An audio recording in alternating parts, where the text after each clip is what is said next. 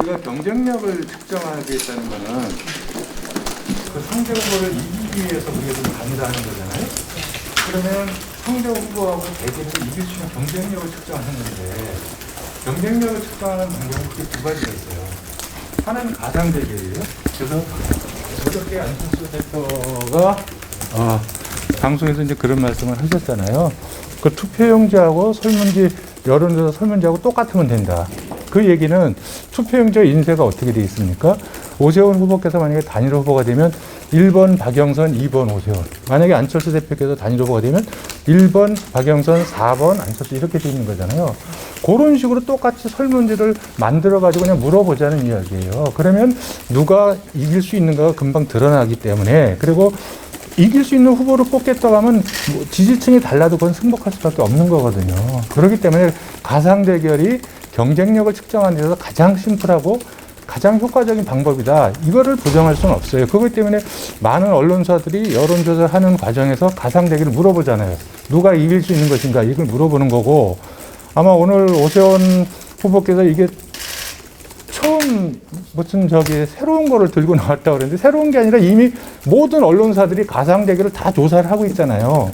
그리고 단일 후보를 결정한 데서 2010년도에 제 기억에는 그때 유시민, 김진표 그 야당 후보가 단일 후보라는 과정에서 그때 가상 대결 결정을 본 거예요. 상대 후보하고 해가지고. 그건 이미 다 정해져 있는 건데, 그게 새로운 것이라고 말씀하시는 부분은 사실관계를 전혀 모르고 하시는 말씀이다. 그런 부분이고, 또 경쟁력 측정에 동의하면서도 가상 대결을 자꾸 부정하시려고 하는 그 이유를 제가 잘 모르겠어요. 예. 본인도 지금 저 여러 가지 부분에서 박영선 후보께서 비교율을 갖고 계시는데, 그럼 누가 더 비교율을 많이 갖고 있느냐? 이것이 가장 좋은 방법입니다. 후보를 결정하는 데 있어서. 예. 그래서 이제 그 말씀을 좀 드리는 거고, 물론 거기서 안철수, 오세훈 중에 누가 더 경쟁력이 높다고 생각하십니까? 이렇게 물어볼 수도 있어요. 이 가상 대결이 아닌. 예. 근데 이제 그거는 사실상 이제 선호도 조사 성격이 굉장히 강합니다. 두 후보를 갖기 때문에, 그러면 국민의힘 지지층은 오세훈 후보한테 더 많이 갈 거고, 다른 분들은 안철수 후보한테 더 많이 갈 거고, 이렇게 된다면 이게 이제 각각의 세 대결이 합쳐지지 않고 세 대결 양상으로 가면, 거기에서 만약에 지는 경우에 지는 후보의 지지층들이 여기에 동의하는 가능성이 있거든요. 그렇기 때문에 그 부분을 좀 위험하다, 이 말씀을 좀 드리는 거고요. 지금 전혀 생뚱맞은 걸 들고 나오는 거는 오히려 이제 국민의힘 측에서 갑자기 유선 전화번호를 여기다가 가상 번호에다가 추가로 유선 전화번호를 섞어가지고 조사를 하자는 이제 이런 말씀을 하고 계시는데, 저는 이건 정말 말이 안 되는 말씀이다, 이렇게 생각을 하고 있는 거예요. 왜? 이분들이 이번 그 경선 여론조사에서 다 안심번호로만 했어요. 모든 경선은 안심번호로 한다는 것이 지금 일반화되어 있고 보편화되어 있습니다. 저희가 금태섭 후보하고 단일 후보 결정을 하는 가상 대결 과정에서도 그 표본을 어디로 할 거냐, 그건 선관위에 요청해서 받은 안심번호로 한 거예요. 거기에 어떤 이의도 없어요. 그건 지극히 당연한 겁니다. 근데 갑자기 자기들도 이번에 안 썼잖아요. 그 유선번호를 그걸 들고 나온 거예요. 그걸 쓰자고. 저희는 이제 자꾸 왜 없던 거를 자꾸 만들어내가지고 이렇게 갈등을 일으키는지, 그걸 제가 잘 이해를 못하고, 실제로 제가 묻고 싶어요. 제가 알고 있기로는 가상 안심번호가 이 표본수의, 그러니까 데이터베이스의 어떤 바이어스나 오염도를 막기 위해서 이제 만들어낸 건데, 과거의 경선 과정에 여러 가지 분야에서 잡음들이 있어가지고, 그래서 가상 안심번호가 2016년도에 제가 도입된 걸로 알고 있어요. 2016년도에 도입한 이후에 국민의힘 측에서 자체 경선이나 이런 거라 단 한 번이라도 유선 전화번호를 같이 섞어서 쓴 것이 있는지, 그거를 갖고 오면 제가 그걸 한번 검토를 해보겠습니다. 그럼 주장하시는 거는 무선 번호 100%를 주장하시는 거죠? 그렇죠. 그게 일반적인 여론조사를 그렇게 하고 있죠. 주장하는 거는 비율이 어떻게 돼요?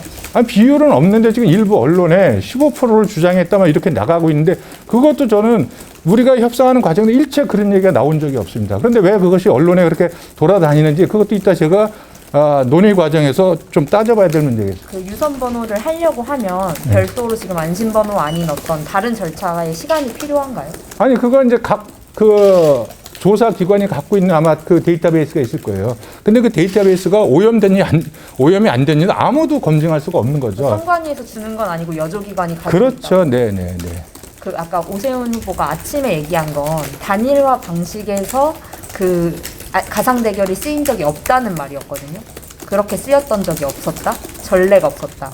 아니, 그거는 지금 모두 우리가 지금 단일화 후보를 결정하는 방법을 여론조사로 결정했잖아요.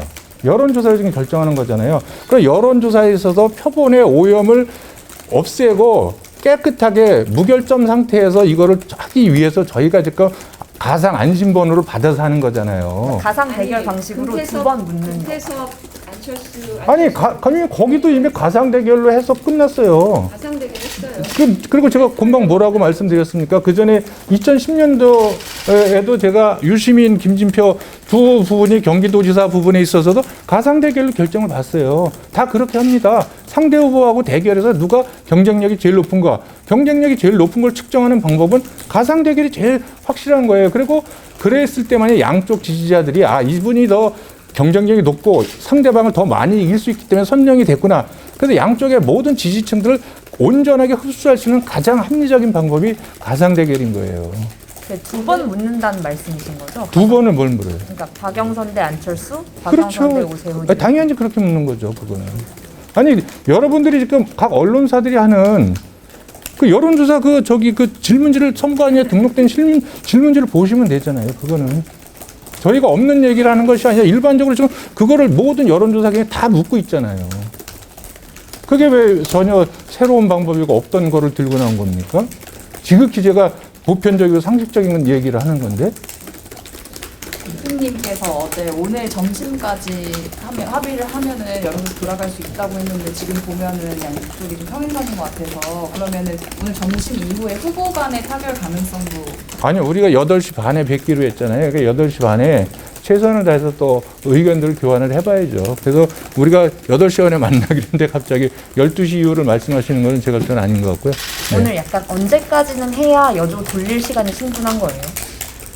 저희가 이제 오전 중에 결정이 나야 오후부터 조사에 들어갈 수 있다 이런 생각은 갖고 있는 거죠. 그러니까 저는 그렇게 되기를 진심으로 기대하고 그렇게 노력을 할 겁니다. 자, 이상으로 가상 대결이 전혀 생각지 못한 새로운 방법을 들고 나왔다고 하는데 그거는 오세훈 후보께서 정말 사실관계를 잘 모르고 하신 말씀이다. 제가 그 말씀을 좀 드리려고 제가 말씀드렸습니다.